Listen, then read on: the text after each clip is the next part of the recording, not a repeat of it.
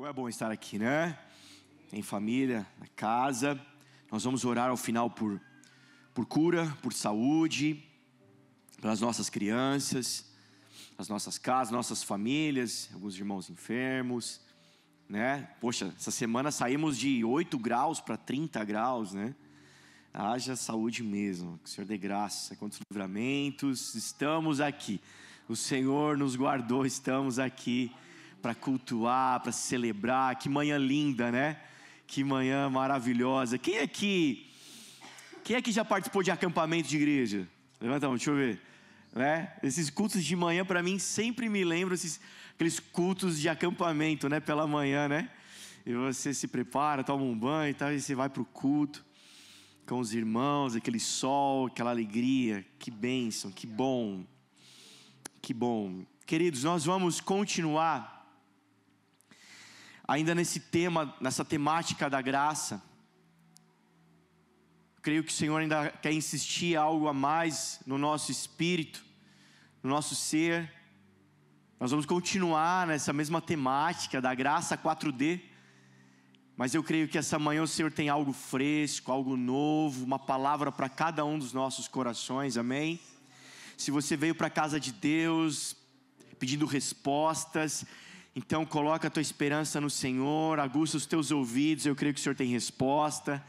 Se você veio precisando de força, de vigor, de ânimo, tem uma palavra de esperança para você também. Se coloque na mesa para comer do pão, né? Elias, ele está ali no momento de fraqueza, no momento desejando a morte, desejando parar, descansar, mas o Senhor coloca pão para ele e fala: come, come, levanta e anda, né? Caminha. Eu sei que o Senhor tem essa palavra para nós, mas antes eu quero relembrar, nós começamos falando sobre Mateus 4 e Lucas 4 também, falar da graça, falar do início, do start de Jesus, a pregação, né? A chegada do reino dos céus, do reino de Deus sobre a terra. Você sabe que o jardim do Éden, a perfeição do Senhor, o primeiro pecado, o pecado original, dá início, dá start, a morte, a separação. Ali o Senhor vai dizer: o mundo jaz no maligno, essa era, esse tempo entregue às trevas. Mas vem um nascido da virgem, vem um que é a promessa, o cordeiro que tira o pecado do mundo. João capítulo 1, o apóstolo vai dizer: é esse cordeiro que foi profetizado, é esse que carrega graça sobre graça nele. Aquele que é o verbo, aquele que não víamos visto, mas agora vemos. Ele veio e ele inaugura um tempo de interface, onde o reino dos céus agora começa a se intercalar com o reino das trevas, até que um dia ele voltará em glória a segunda vez, e esse reino dos céus subjugará de uma vez por todas as trevas, e a morte terá fim, amém? Ele inicia sua pregação com arrependei-vos, com arrependimento. Em Lucas ele vai falar qual é o teor da sua pregação, né? Ele vai citar o profeta Isaías, dizendo que ele veio para anunciar o evangelho aos pobres, dar liberdade aos cativos e colocar em liberdade os oprimidos, e dar cura aos cegos. Esse é o teor da sua mensagem, a mensagem da graça. Nós falamos sobre isso, se puder passar para mim.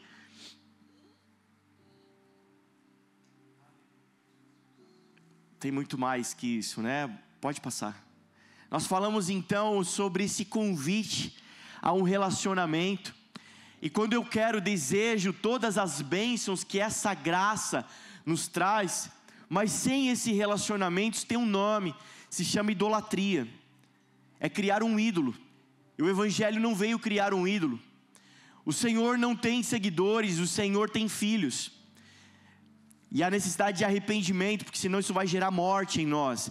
Mas se nós nos arrependermos, se nós desejarmos sim experimentarmos do céu todas as bênçãos que a graça, que o Evangelho tem sobre nós, mas com desejo de relacionar-se com o Pai, isso tem um nome, se chama avivamento, é um avivar, isso traz muita vida, e nós desejamos isso nessa casa. Nós queremos isso em nossa casa. Pregarmos aqui sobre todas as bênçãos. Se nós pregarmos aqui culto após culto, reunião após reunião, oportunidade após oportunidade, que Deus é um Deus que cura, que Deus é um Deus que sara, que Deus é um Deus que liberta, que Deus é um Deus que prospera, que enriquece, que abençoa, mas não nos colocarmos no lugar de voltarmos para Ele, de nos relacionarmos com Ele, nós estaremos pregando aqui uma idolatria, isso vai gerar muita morte entre nós, mas não é isso que nós queremos. E nossas orações nesses dias é voltar ao Senhor, a se relacionar com o Pai, a voltar a andar com Ele de mão dada. E nós queremos então experimentar esse avivar, essa vida entre nós. Quantos desejam essa manhã isso também? É isso que nós queremos, é disso que nós estamos falando. E aí nós falamos então em Efésios 2, pela graça nós somos salvos, e aí nós começamos a destrinchar esse evangelho 4D, que se manifesta entre nós. Pode deixar na próxima página, é sobre isso que nós vamos falar na próxima. Obrigado, querido, pode deixar aí que nós vamos falar sobre isso hoje. Continuar um pouquinho mais, falando sobre isso, e eu quero ler com Lucas, capítulo 15, verso 12.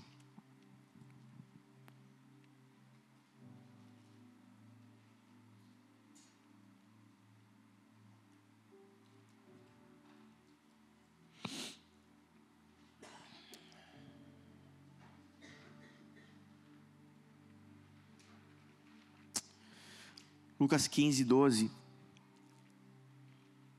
Diz assim: caindo em si, ele disse: quantos empregados de meu pai têm comida de sobra, e eu aqui, morrendo de fome? Eu me porei a caminho e voltarei para o meu pai, e lhe direi: Pai, pequei contra o céu e contra ti, não sou mais digno de ser chamado teu filho, trata-me como um dos teus empregados. A seguir, levantou-se e foi para o seu pai. Estando ainda longe, seu pai o viu e, cheio de compaixão, correu para o seu filho e o abraçou e o beijou. O filho lhe disse: Pai, pequei contra o céu e contra ti, não sou mais digno de ser chamado teu filho. Mas o pai disse aos seus servos: depressa, tragam a melhor roupa e vistam nele, coloquem um anel em seu dedo e calçados em seus pés, tragam um novilho gordo e matem-no, vamos fazer uma festa e alegrarmos, pois este meu filho estava morto e voltou à vida, estava perdido e foi achado. E começaram a festejar o seu regresso. Amém? Amém? Com certeza, se você está na igreja há algum tempo, você já se deparou com a mensagem, um sermão, com essa leitura de Lucas capítulo 15, um capítulo muito importante, parábolas de Jesus no capítulo 15, e essa que nós lemos é a parábola de um pai com 2 filhos. Você sabe que há um contexto, você já deve ter ouvido falar, me ouvido falar sobre isso, a gente já falou bastante sobre isso. Há um contexto aqui, e por isso que nesse texto, nessas páginas, expressam a graça de Jesus genuína. Há um contexto, Jesus ele está contando, falando dessas parábolas, e se voltar um pouquinho para trás, ele vai contar a parábola da dracma perdida, da ovelha perdida. Jesus está nesse combo, porque ele está comendo e jantando com pecadores, com pessoas indignas, impuras para aquela sociedade, para aquele tempo, e ele é questionado: por que você faz isso? Por que você está comendo com essas pessoas? Para o judeu, comer é um símbolo, pode reparar que a Bíblia ela é recheada de gastronomia, tem muitas refeições na palavra de Deus, desde o jardim do Éden até o Apocalipse. Venham e bebam de graça, sempre tem comer e beber no relacionamento com Deus. Por isso que é assim as nossas famílias também, nas nossas casas. Jesus está comendo, você sabe que para o judeu, você já aprendeu isso, naquele contexto daqueles dias, sentar à mesa é símbolo de relacionamento, de aliança, de intimidade, e aqueles religiosos estão perplexos, como esse mestre, como esse que se diz mestre, que se diz enviado, quer se relacionar com um tipo de gente mais impura, mais nojenta, mais indigna, mais desprezível, ele quer ter aliança com esse tipo de gente. Como? Por isso que para Pedro, quando ele tem aquela visão dos animais caindo num lençol, e Deus falando, né, em visão, mata e come, como comer algo impuro? Como manusear algo impuro? E nós estamos falando sobre isso na graça.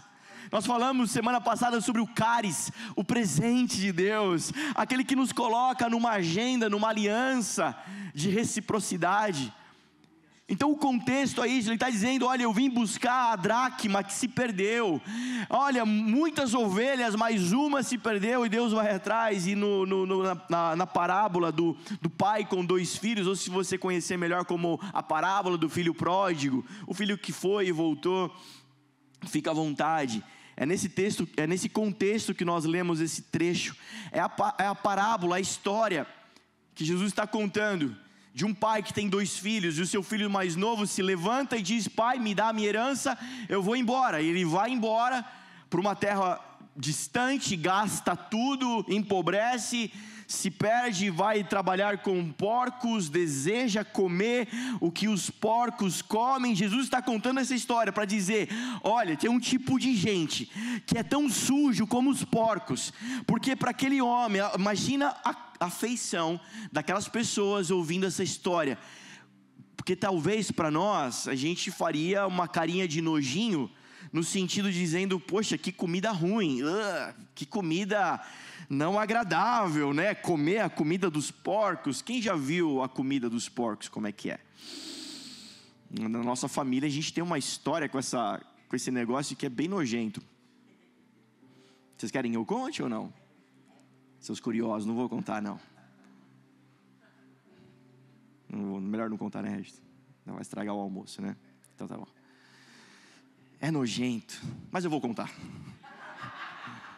Morávamos no interior, era muito pequeno, né? Quando eu devia ter, pastor Cara, uns 2, 3 aninhos, sei lá, uns 4, 5 anos eu devia ter, muito pequeno, né? E eu lembro assim, fotograficamente, assim, naquele flash assim na memória, lá no quintal, tinha um quintal que a gente brincava ali, não sei o quê, e tinha algum tio, algum parente, alguém que tinha criação de porco, e aí pedia para guardar os restos de comida, para levar para os porcos. Então tinha um latão, aqueles enormes assim no quintal, que minha mãe jogava ali os restos de comida, então ficava aquela lavagem ali, né, que depois ele passava de tempos em tempos e levava para os porcos, né, e colocava uma tampa em cima, obviamente, e tal. Mas um dia, nós recebemos visita de uma família, com umas crianças bem assim, aquelas crianças calminhas, pelo contrário, né, bem agitadas, bem arteiras, e uma das crianças subiu em cima daquele latão, para subir no muro, para fazer alguma arte, desce daí, vai cair, até que ele se desequilibra e vira aquele latão pelo quintal inteiro, né? Devia ser muito pequeno, mas eu lembro desse choque. Eu lembro dessa cena.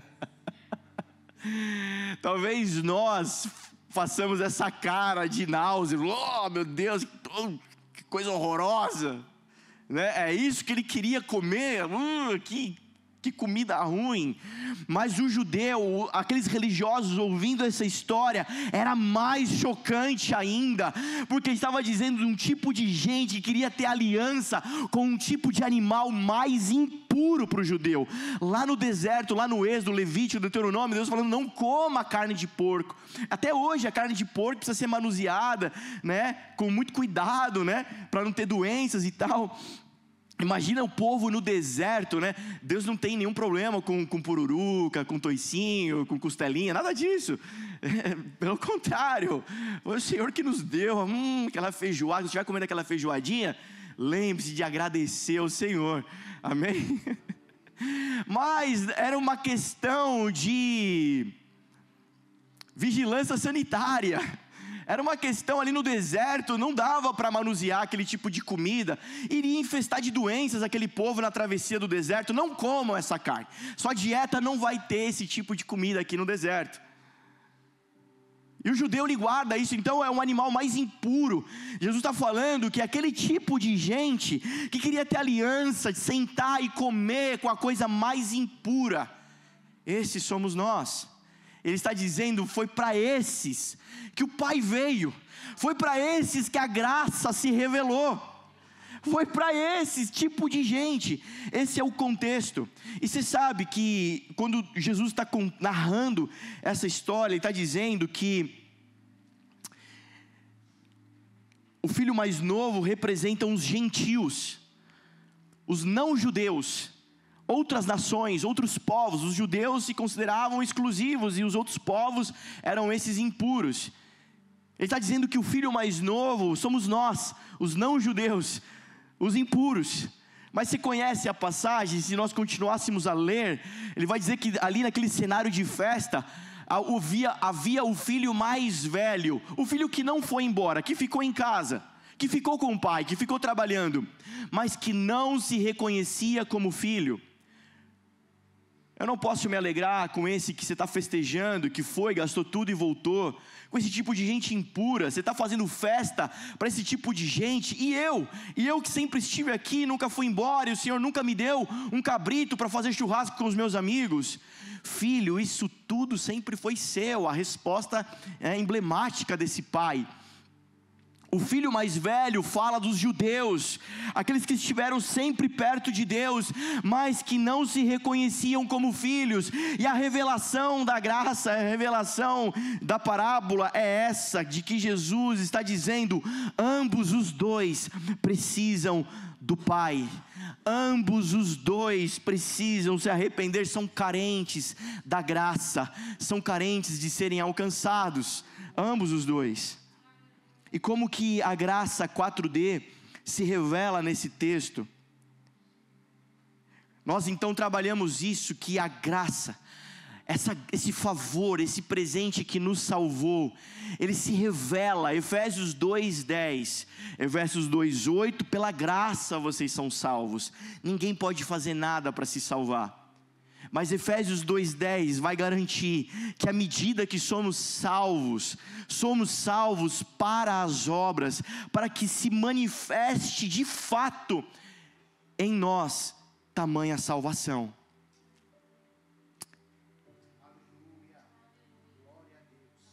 Essa graça se traduz, se manifesta em nós de forma relacional. O filho volta e a primeira coisa que o pai faz é abraçar e beijar, é afeto. Ali, a relação quebrada, pai e filho, está sendo curada. A relação da família está sendo restaurada, porque tamanha graça se manifestou. O Senhor não quer te dar salvação para que um dia,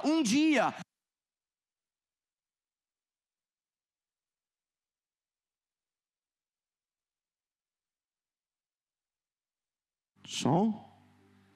Voltou? Voltou. O Senhor é bom. O Senhor não quer te salvar para que um dia você vá para o céu. O Senhor quer te salvar também para restaurar a sua família. O Senhor quer te salvar também, Ele quer manifestar o favor para curar e quebrar de uma vez por todas o trauma, o ódio, o rancor que talvez você tenha.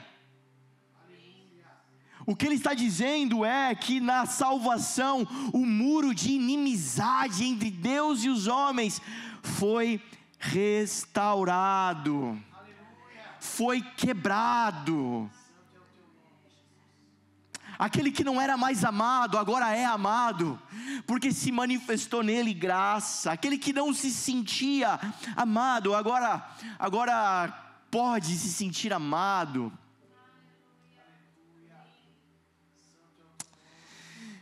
Vamos deixar o Espírito Santo falar, vamos deixar, se eu fugir um pouquinho aqui do script, não, acho que não tem problema, né, irmãos? Não tem problema, né? Sabe, o Senhor coloca uma passagem no meu coração.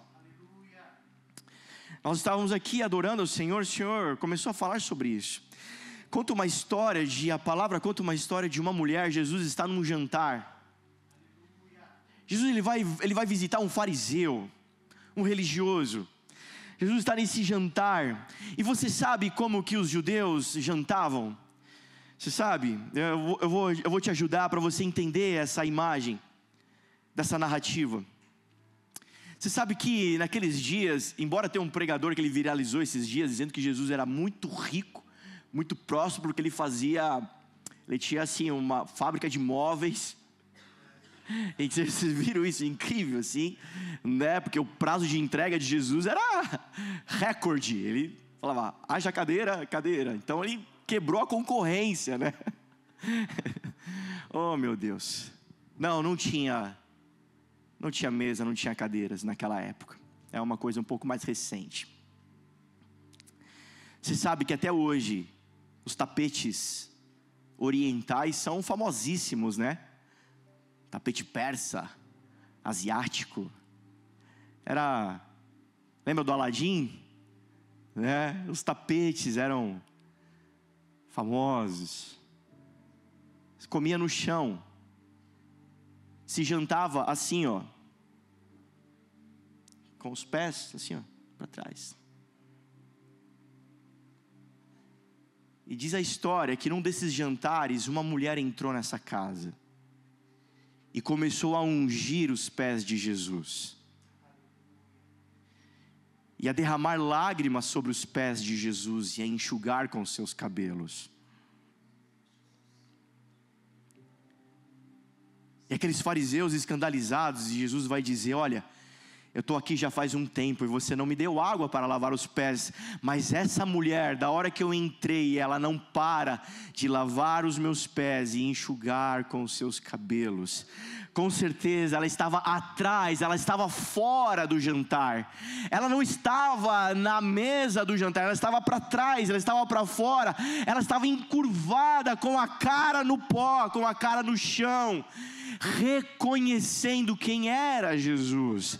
E aí a frase que vai marcar as nossas vidas: quem muito foi perdoado, muito ama. Jesus vai dizer, essa mulher que foi liberta de muitos espíritos, que foi liberta de muito cativeiro, ela não para de me reconhecer, porque aquele que muito foi perdoado, muito ama. O amor do Pai vai revelar isso a nós. O texto vai dizer também, aquele que pouco foi perdoado, pouco ama. Talvez o nosso amor esteja frio, esteja distante. Talvez nós estamos comendo o pão que o diabo amassou, distantes de Deus, porque talvez ainda carecemos de uma revelação a mais profunda do que Ele te salvou, do que foi que Ele te resgatou de verdade. A graça revela isso, a graça revela, queridos, a mentalidade de órfão, de escravo. Aquele filho que era filho, ele instala um driver de escravo, de órfão, dizendo, meu pai já morreu, mas se ele me aceitar pelo menos como um escravo, pelo menos eu vou ter o que comer, pelo menos eu não vou passar fome, eu vou voltar para a casa do meu pai. Olha a mentalidade de um escravo. E qual é a raiz da mentalidade de um escravo, de um órfão? É aquele que tem pai, mas não se identifica como filho.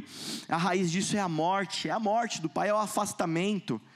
Mas há um convite para acessarmos as heranças, as bênçãos. Queridos, você já deve ter me ouvido falar sobre isso. Toda rebelião é um grito de orfandade.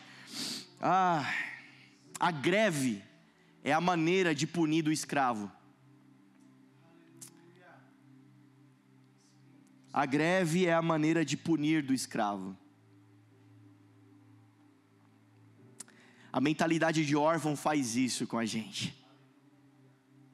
Eu vou parar de orar, eu vou parar de jejuar, eu vou parar de cantar, eu vou parar de ir tanto aos cultos, eu vou parar de me dedicar tanto, porque eu estou ferido, porque eu estou chateado, porque essa é a maneira do órfão, do escravo, de punir o seu senhor. Eu vou parar, eu vou fazer greve.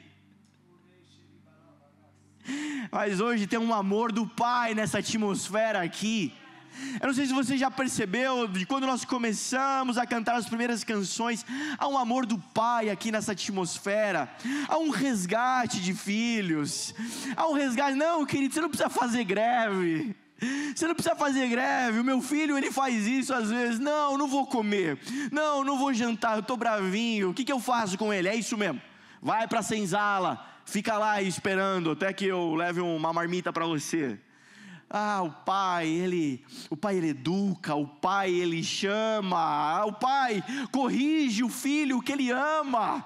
Se tem alguém que pode falar e testemunhar, isso sou eu. Como eu amo ser corrigido pelo Senhor, como é bom ser corrigido pelo Senhor. A graça, o favor de Deus cura as relações.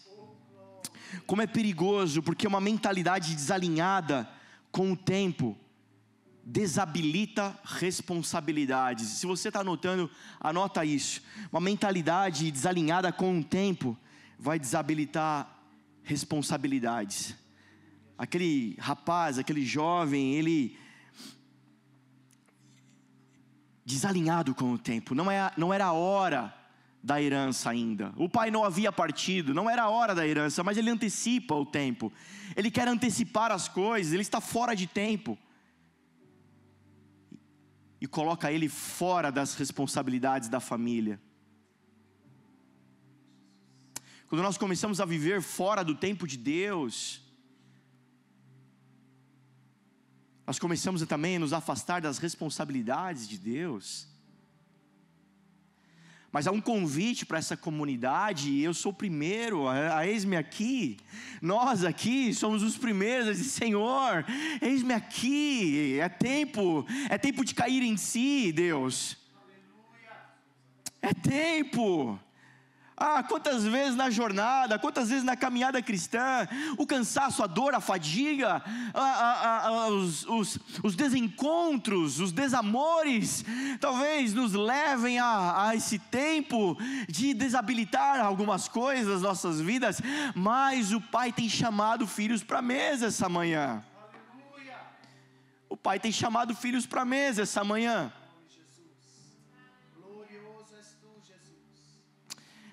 Vamos lá, tem algo no meu coração de tanta alegria, porque eu sinto que o Senhor tem nos trazido de volta para a mesa. Talvez por muito tempo nós frequentamos o culto, nós servimos no culto, mas é tempo de servir na mesa. Deus, já viu um adulto infantilizado? Está fora de tempo. Tem 40 anos, mas não assume responsabilidade. Tem 50 anos, mas não assume a bronca. Está fora de tempo. Está desalinhado. Ele está sonhando com um carro novo, mas nem perguntou para a esposa se é isso que ela quer. A esposa está querendo uma air fryer. A esposa está querendo uma frigideira nova, e ele está sonhando com um brinquedo. Não é alguém que está desalinhado com o tempo. Mas o amor de Deus, a graça, a salvação, não é um bilhete premiado. Vamos lá, igreja, o Senhor quer tratar isso com a gente. Você não está esperando o dia de você ser chamado. Você não está esperando o dia que você vai usar o voucher. Você não está esperando nada de... Não. A graça nos coloca de volta no jogo. A graça nos coloca de volta ao pertencimento a Deus. Enquanto que o pecado nos faz ficar separados. Deus, deixa eu ser um escravo seu, um servo. Olha, se eu trabalhar na igreja, você me abençoa? Se eu der o dízimo, será que você pode me dar uma bençãozinha? Se eu fizer algumas orações e fizer o que você está pedindo, será que você pode me amar mais um pouco? A graça nos coloca de volta. ao que de fato pertencemos, amém? Primeira coisa que Deus faz é curar as relações, mas Ele vai continuar. A graça se manifesta também de forma material, nós falamos sobre isso, e pode-se ver aqui no texto, quando ele diz, coloca um anel de volta no dedo desse rapaz, porque o anel é um símbolo de aliança, é um símbolo de aliança, e se eu tenho aliança com alguém muito rico, eu sou co-participante dessa riqueza. Aleluia. Alguém de nós aqui, com certeza, talvez, se não todos, com quem você quer somar sua riqueza? Eu quero somar com Elon Musk. Eu quero somar com um bilionário. Deus escolhe alguém que não tem nada para somar. O anel fala de aliança. Queridos, a pregação que tira você da pobreza é fruto da teologia da prosperidade, mas a pregação que tira a pobreza de você é fruto da teologia da graça. A pregação que vai tentar tirar você da pobreza é uma pregação que precisa ser pregada todo dia, toda hora. Mas a graça, de uma vez por todas, quer arrancar a pobreza de você. Queridos, essa semana o Senhor tem falado com a gente, falou com a gente no PG sobre isso. Existe uma passagem do profeta, e ele chega numa casa, encontra uma viúva, e ela tem um pouquinho de azeite na botija, e diz, olha, eu só tenho isso daqui, e eu e os meus filhos vamos morrer, acabou para nós. Mas você conhece a passagem? Eu não sei se você conhece. O profeta fala, não, pega vasilhas emprestadas à sua volta com os vizinhos, e agora começa a derramar óleo sobre as vasilhas, e ela começa a derramar, você conhece a história, não acaba o óleo, vai enchendo, traz mais uma, traz mais uma, traz mais uma, traz mais uma. Eu fico imaginando, eu sei que vocês são tudo profeta também, proféticos, eu sei que você deve ficar brisando também junto comigo aqui nessa imagem, de uma casa cheia de morte, de desesperança, daqui a pouco está cheia de unção, cheia de óleo, cheia de destino, cheia de cura. E o profeta vai dizer, pronto, agora viva com isso. E você conhece a passagem também, você sabe por que parou de sair o óleo da botija da mulher, né? Porque acabaram as vasilhas. Porque se tivesse mais uma, ia encher mais uma, e se tivesse mais uma, ia encher mais uma, e mais uma, e mais uma. Se fosse a Bruna, ia falar, David,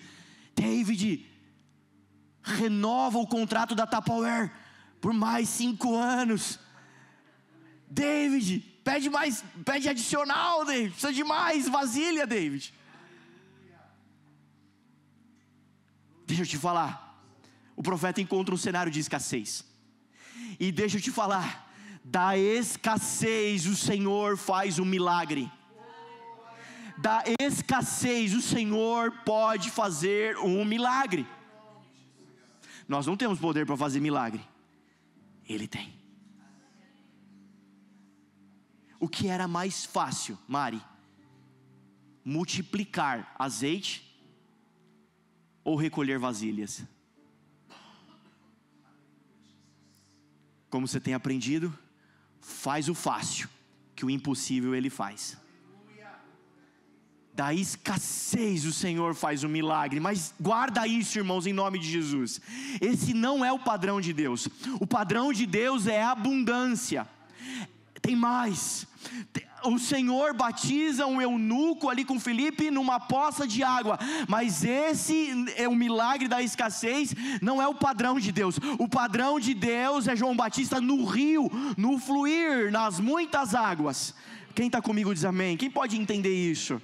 Queridos, tira a graça, a salvação, arranca a pobreza de dentro de você, essa mentalidade de escassez, essa mentalidade de pouquinho, essa mentalidade de órfão, sabe, do pecado, faz para você viver, leva você a viver de misericórdia em misericórdia, de socorro em socorro, sabe, porque você vem no culto e você recebe um pouquinho de alegria, mas quando é lá para quarta-feira você já está triste, amargurado de novo, e alguém triste, amargurado, insatisfeito, começa a achar culpados, é culpa do marido, na verdade, não é culpa do marido não, é culpa do meu pai não soube me criar, meu pai me abandonou, meu pai me maltratou, é culpa do meu patrão, é culpa de alguém, sempre é culpa, alguém que está ferido, que está insatisfeito.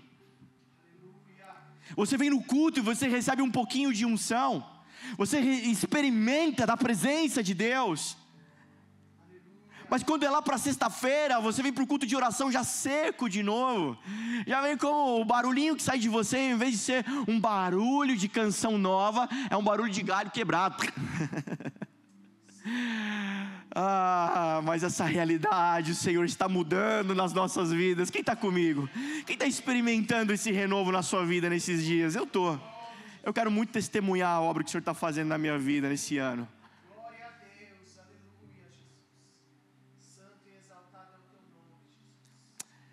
Não se contenta com esse pouquinho aqui do culto que dura 1h30, 2 horas, não se contenta, tem uma abundância para você viver na segunda, na terça, de alegria, de paz, do reino, da graça, da salvação.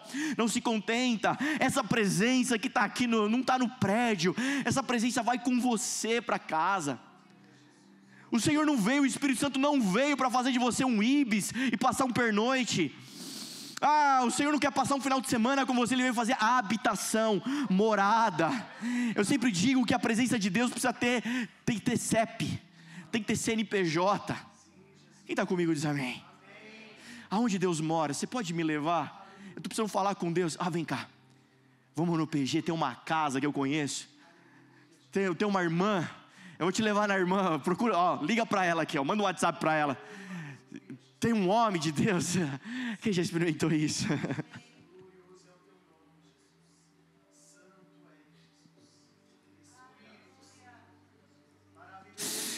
Querido, sempre foi o intento de Deus, um relacionamento com os homens. No deserto, Deus fala assim, vocês vão para o deserto. 12 tribos, olha só, cada clã com o seu clã. 3 tribos ao norte, 3 tribos ao sul, 3 tribos a leste, 3 tribos a oeste. Mas olha só, no meio do arraial, coloca uma tenda para mim, porque eu quero morar entre vocês.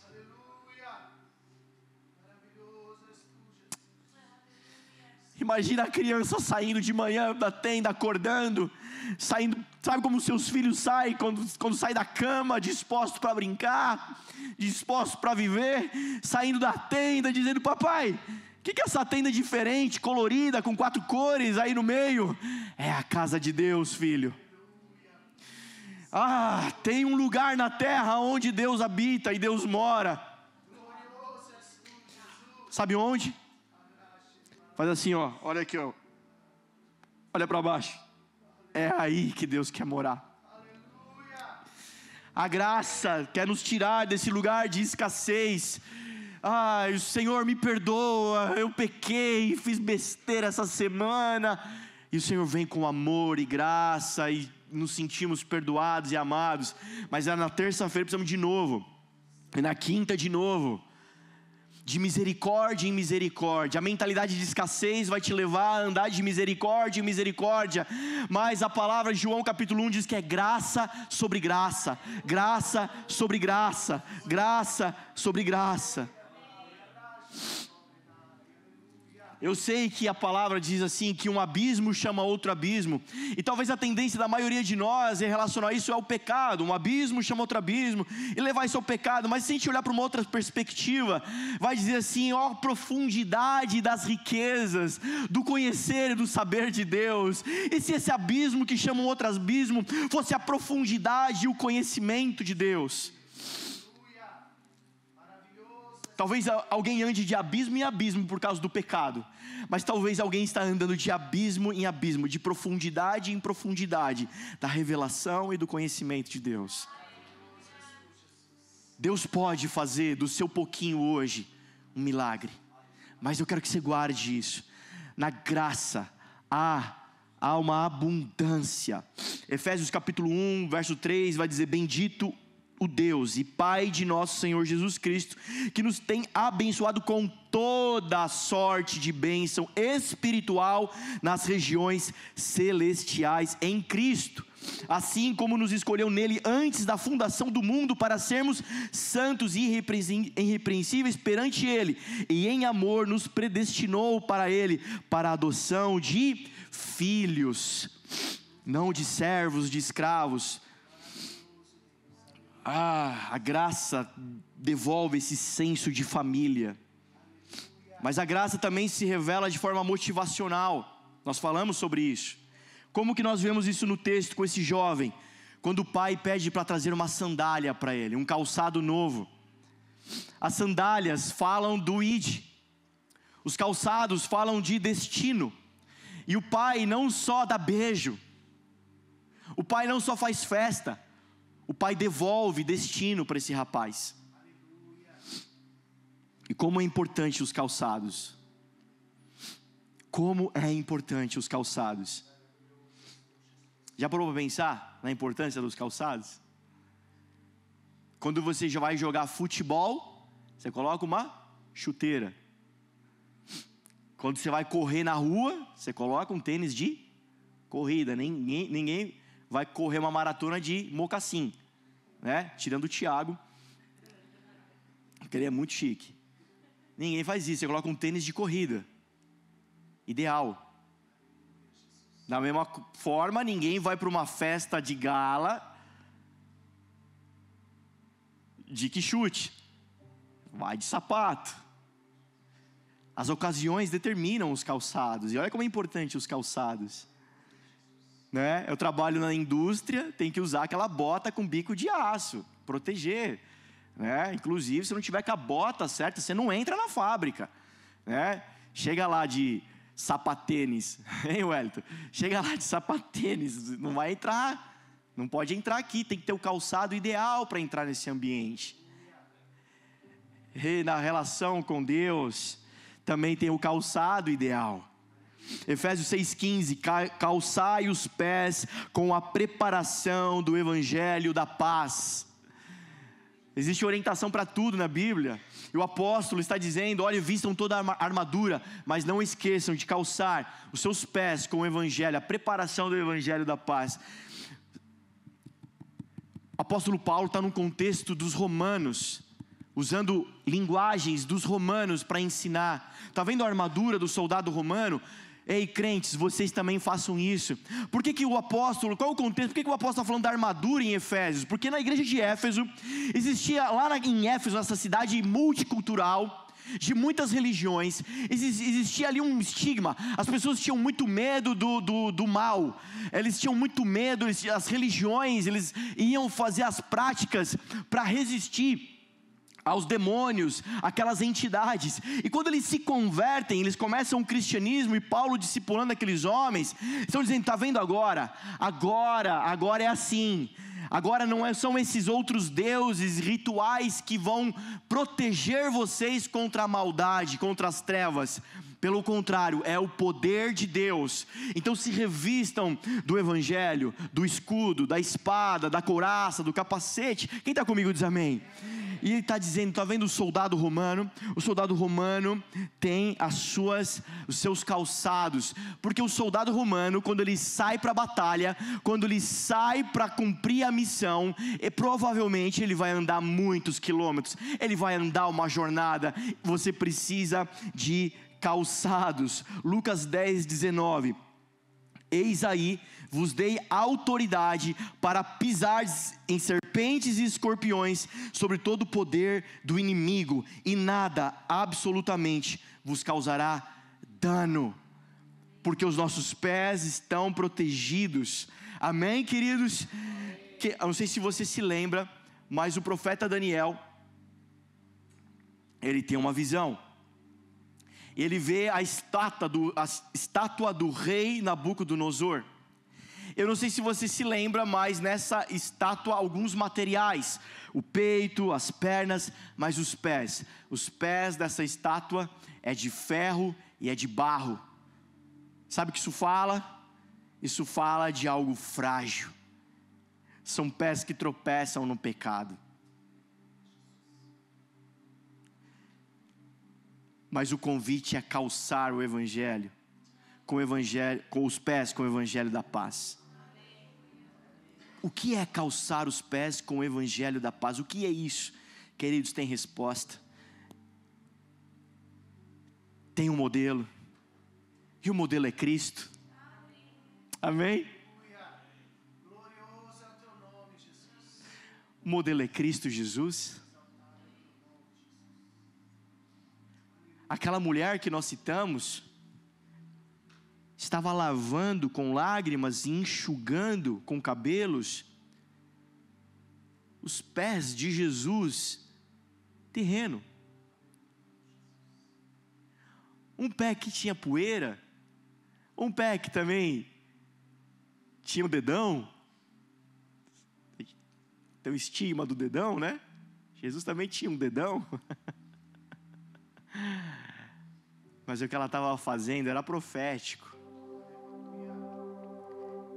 Talvez ela já estava vendo algo que ninguém estava vendo.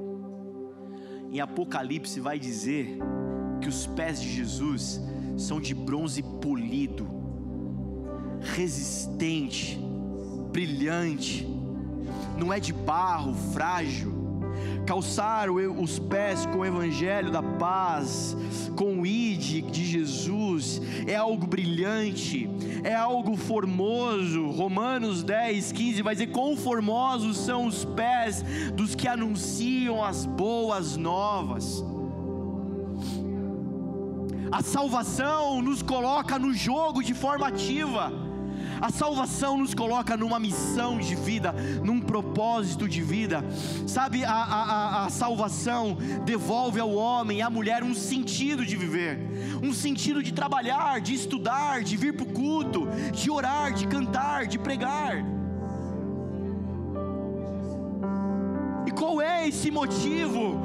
Anunciar as grandezas daquele que nos chamou das trevas para a sua maravilhosa luz.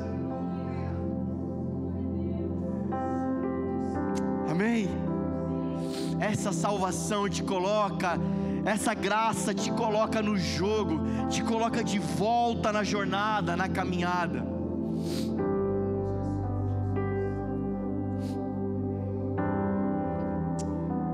O contrário, o que o pecado faz? O que a morte faz? Faz com que sua família anuncie ao mundo desgraça, destruição, briga, contenda. Faz com que a sexualidade diga ao mundo disruptura, quebra, pobreza, algo que não vale nada. Se o meu corpo é de qualquer um, se os meus olhos são de qualquer um, não vale nada. O valor é pequeno demais. Mas o que a graça então faz? Faz com que a sua família, a sua jornada, o seu testemunho, o seu legado anunciem as grandezas dele. As grandezas dele. A graça não quer te levar para o céu. A graça não quer te impedir de ir para o inferno.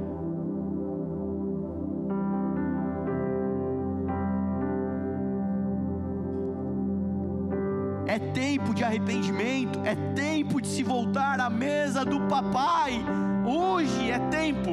Hoje ainda, para quem está afastado dos caminhos do Senhor, para quem já perdeu o propósito, o senso de vida, para quem já perdeu o destino, para aquele que já entrou no modo de greve, vou parar, vou ficar quieto, para aquele, qual é o tempo ideal de voltar? Hoje é o dia ideal, é o melhor dia para você voltar para a mesa do papai. Senhor te convida para um prédio, para um CNPJ. O Senhor te convida para a família de Deus. Talvez muitos estão ouvindo isso dizendo: sim, pastor, é verdade, eu sou crente, eu sou evangélico, eu vou no culto sempre que dá, que não tem nada para fazer, mas aí tem um tempo livre, eu vou no culto. Deixa eu te falar, você não entendeu o evangelho ainda. Porque o Senhor, quando Ele manifestar graça na sua vida, você vai ver que a sua vida por inteiro vai começar a produzir essas obras que anunciam a grandeza de Deus. Você vai perceber isso. Para onde eu vou quando eu morrer? Sua vida está dizendo para onde você vai quando você morrer. Se a sua vida está apontando para o céu, é para lá que você está indo. Mas se a sua vida está apontando para o inferno, para um lugar de depressão, de opressão, de morte, para um lugar de quebra de relacionamentos, para um lugar de dor, é para lá que você está indo. Mas tem uma mensagem de esperança. Ainda é tempo de pregar essa mensagem, a graça. O Senhor diz para nós hoje: voltemos, vinde e voltemos ao Senhor. Ele fez a ferida, mas a curará, a ligará. Ainda em mais alguns dias o veremos outra vez. Vinde, voltemos. É tempo, é tempo. E a graça também se manifesta de forma espiritual. E a gente vê isso no texto com as roupas novas. Vestes falam de espiritualidade, do espiritual na palavra de Deus. Em Eclesiastes fala de vestes de santidade. Isaías 61 fala de vestes de louvor. Em Romanos nos recomenda nos revestir de Cristo. Em Apocalipse o apóstolo João vê uma multidão vestida de branco. As vestes falam da espiritualidade. E tal graça veio produzir isso em nós.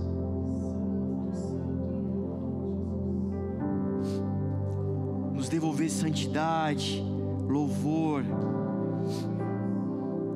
Queridos, existe algo novo que o Senhor está fazendo.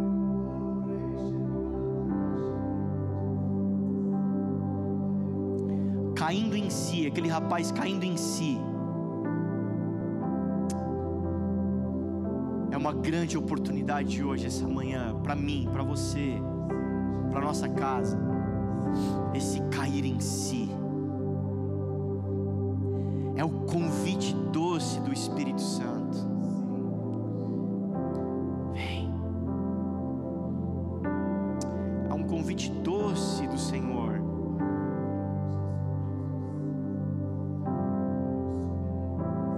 Talvez alguém que já conheceu, que já sabe tudo que eu preguei, ou poderia pregar até melhor do que eu, mas distante de Deus.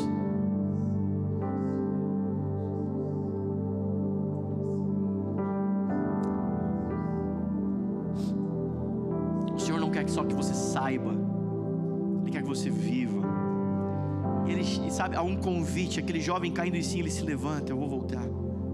Há uma escolha, há uma decisão, há uma postura, há um agir,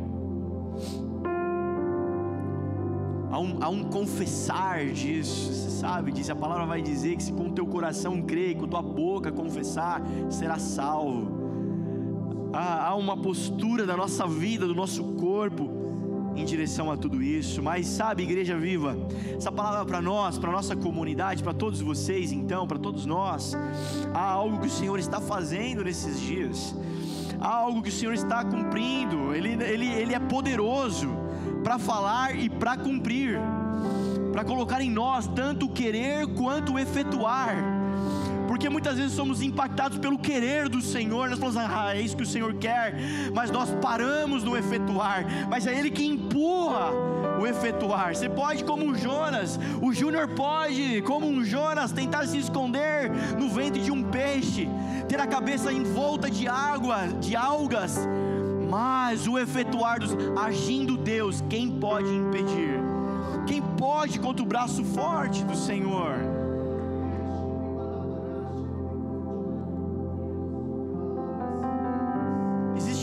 que o Senhor está realizando. Enquanto preparava isso daqui, há uma palavra específica para nós. É tempo de desapegar das sandálias velhas. É tempo de desapegar do velho. Porque há algo fresco, há algo novo sobre as nossas vidas.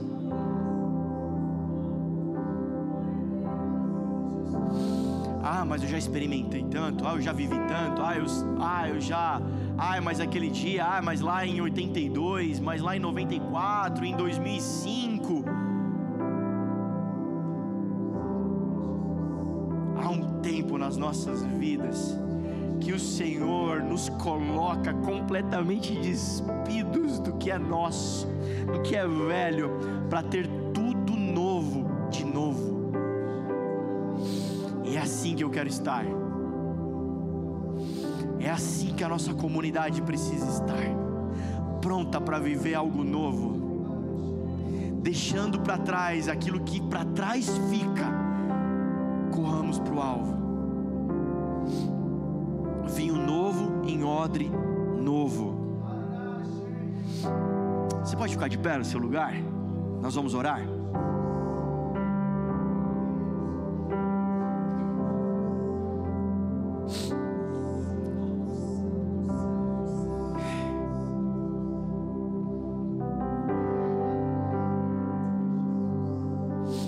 Você tem visto as notícias?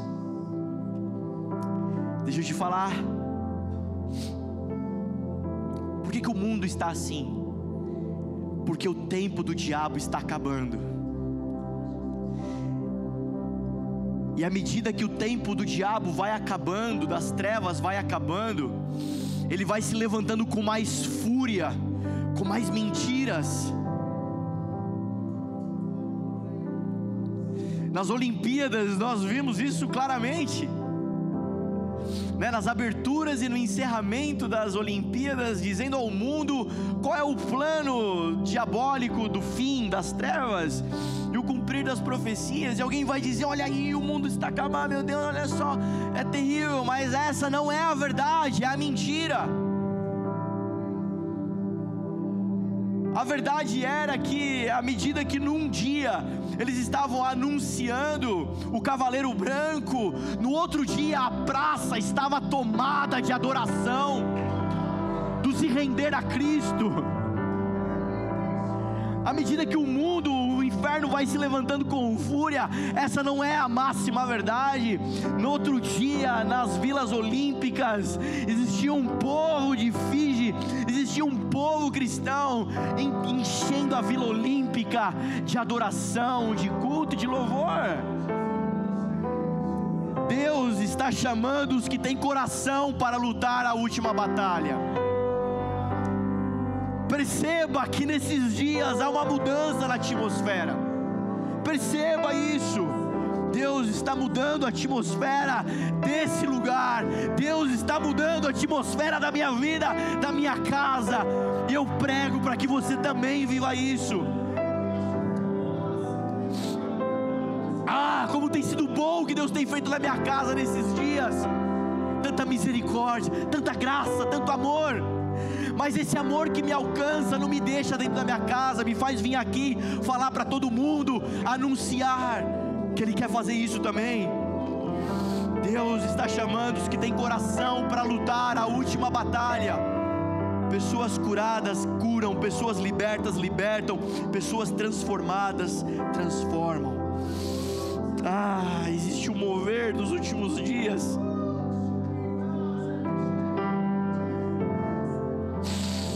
Existe um mover dos últimos dias, queridos. Vai dizer assim: vos odiarão de todas as nações nos últimos dias, mas eu entrego vocês como ovelhas no meio de lobos. Queridos, são cordeiros que rugem, um coração de cordeiro, mas boca de leão com autoridade. Por dentro são pessoas quebrantadas, que amam o Senhor, os pés do Senhor que são brilhantes, Mas quando abre a boca tem autoridade de leão. Esses são enviados ao mundo com humildade, com um coração manso, com um coração humilde, com um coração contrito. São pessoas que sabem que são miséria, que são pó, que são pecadores, mas que sabem que foram agraciados. São esses que vão ao mundo, não são os soberbos, são esses que são enviados para a missão. A graça nos coloca nessa condição de responsabilidade, de dizer ao mundo que Ele virá, que Ele voltará, que há esperança. Mas esses têm autoridade para desfazer as obras do inferno.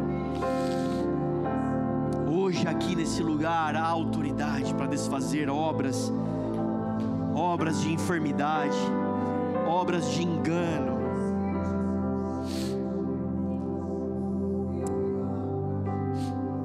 Sabe quem vai lutar a última batalha? Filhos e filhas amadas do Senhor. Filhos e filhos amados do Senhor vão lutar a última batalha. Romanos capítulo 8, a natureza aguarda com grande expectativa que se manifeste os filhos.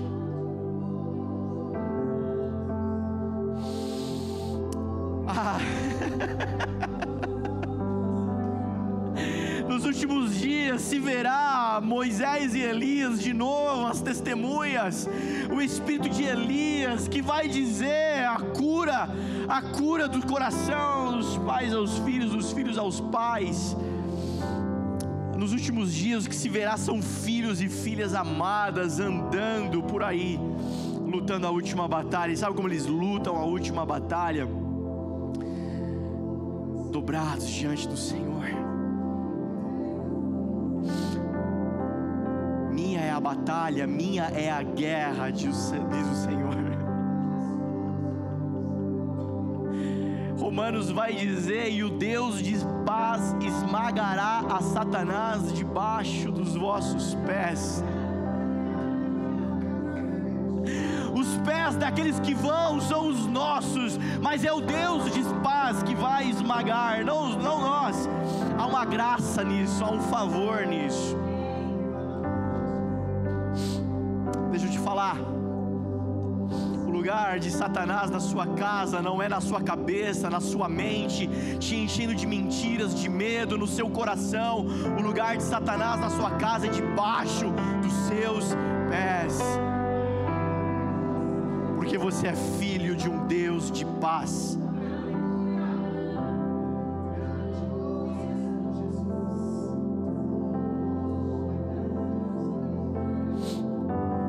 Vamos orar.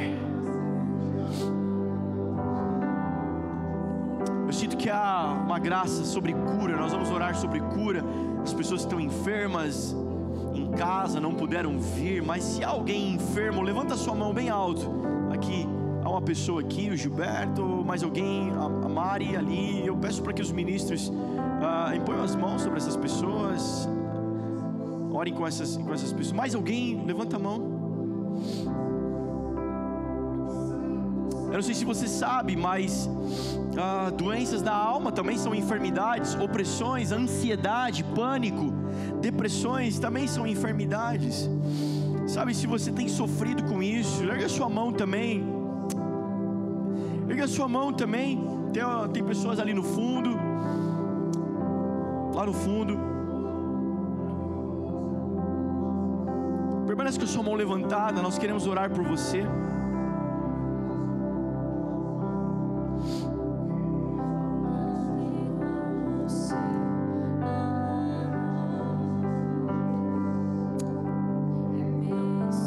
Feche seus olhos e comece a falar com o Espírito Santo.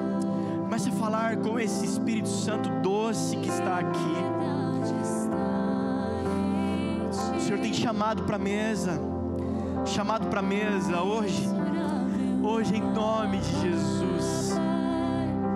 Em nome de Jesus. Em nome de Jesus. O Senhor te chama para a mesa aqui essa manhã.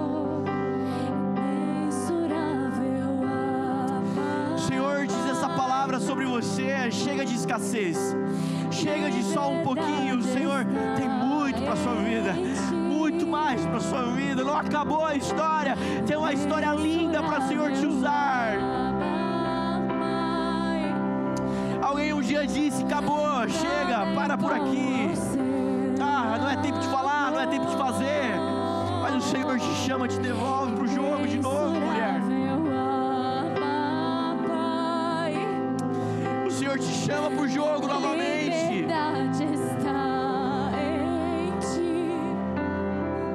Será que fui eu que pedi para você sentar? Ou foi o cansaço, a dor? Mas hoje Jesus te chama para o jogo de novo. Comece a dizer: Senhor, eu estou aqui, eu volto para o jogo. Senhor, eu estou aqui, eu volto para o jogo. Eis-me aqui, tua graça me alcançou. Tua graça me alcançou. Tua graça me alcançou. Tua graça